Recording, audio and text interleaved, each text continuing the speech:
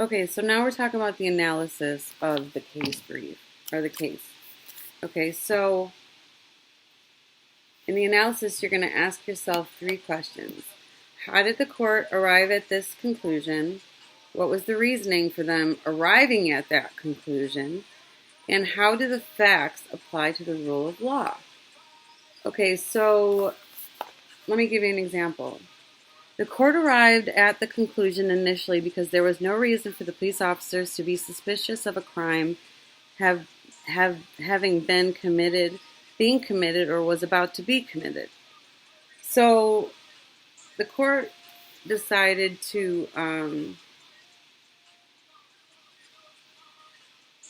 the court ruled in favor of the person as opposed to the officer because his Fourth Amendment rights were violated. And if you want to look up this case that I'm doing, it is St. John versus McCulley, I think. I'll put it in the description box. So, how did the court arrive at this conclusion? And then what was the reasoning? What was the reasoning? The example is this. The police were in the wrong because. So you're going to want to put blank, blank, blank, because. Based on the facts, blank. New Mexico does not hold having a loaded gun for a motorist to be illegal. So in this case, he was not. The police officer had no reason to search the car because the gun was in the car, but in the state of New Mexico, you are allowed to have a loaded gun in your car while driving. And that is not a reason for a reasonable suspicion for a cop to, first of all, arrest you. Secondly, to search your car. And that was the officer's argument. Oh, well, I saw a loaded gun and, I felt like I was in danger. So, that's why I arrested him and searched his car. No. So New Mexico is saying, hey, look, yeah, you found cocaine. Yeah, you had a loaded gun. But you didn't have a reasonable suspicion to search the car, to arrest him. And because of that, you are not going to win this case. You don't get immunity. Immunity is like where the officer had a reason to search the car, like, oh, I smelled marijuana, or I saw cocaine in the front seat, or something like that. Or, if the party had pulled out a gun on the officer, that would have given him a reason to feel, like his life was in danger. But he didn't. And that's the problem with most cops. They do things illegally, and the whole case can get thrown out based on the fact that yes, you found this, that, and the other thing, but you didn't have a warrant to search. You didn't have reasonable cause. Okay, so that's just me going into so your rights when you're driving. If you don't live in New Mexico, I don't know what states allow you to have a loaded gun while driving. So don't apply this to every state.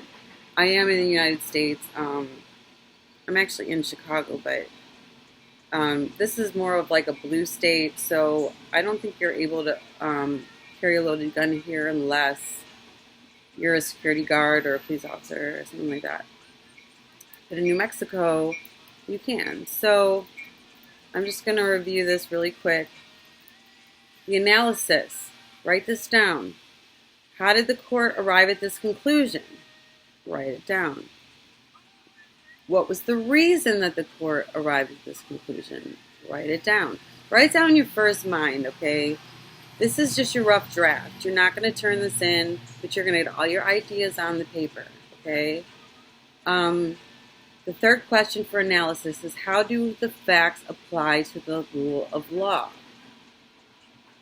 Okay, in this example, the facts point to the fact that King was illegally detained and his rights were violated by the search and seizure of his firearms. So they seized his firearms too. Okay, I forgot about that. So let's move on to the conclusion. The conclusion is what was the final decision of the courts, okay? So this is my I don't want to say analysis. This is my conclusion, okay? The defendant did indeed violate St. John's Fourth Amendment rights because there was no reasonable suspicion, and the defendant's detention of Mr. St. John was not a valid investigation. Okay, I didn't word that correctly. I hope my teacher didn't notice that. Officers were not granted immunity as they had no valid reason whatsoever for detaining, searching, and seizing Mr. John's person, firearms, and drugs. Okay. Plaintiff's claim for tortious battery and false arrest was denied because there was no actual arrest made and there was no basis for tortious battery. So, yes, the defendant won. The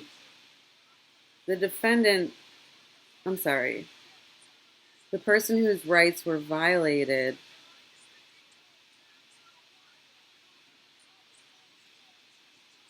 did not have to answer for having a loaded gun, for having drugs in the car, because it was unreasonably obtained, okay? But then the plaintiff went around and accused the officer of battery and unlawful arrest. Because no actual arrest was made, there was no basis for tortious battery, and there was no basis for tortious battery, and there was no actual arrest made. So there has to be an actual arrest for there to be a false arrest. Okay? Okay, so that is the overview. I'm going to go through it again really quick, just the questions for each part of FIRAC. And then in the next video, I'm going to go ahead and summarize an entire case with you. Okay, so again, facts. I'm sorry. This is why it's called Legally Blonde, okay? Because as you can see, I went to fashion school. I have a sewing machine behind me. That's why I'm calling it Legally Blonde. Even though I'm not even totally blonde, okay? I might be soon. Okay, so here we go. FIRAC. Quick review. FIRAC.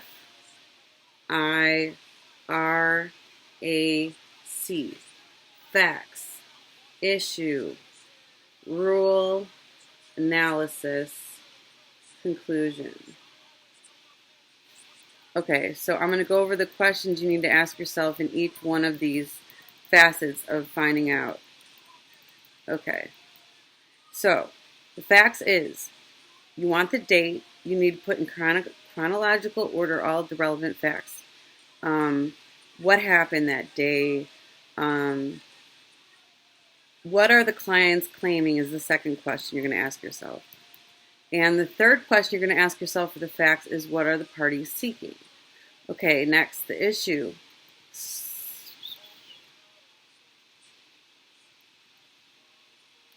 Okay, hold on a second.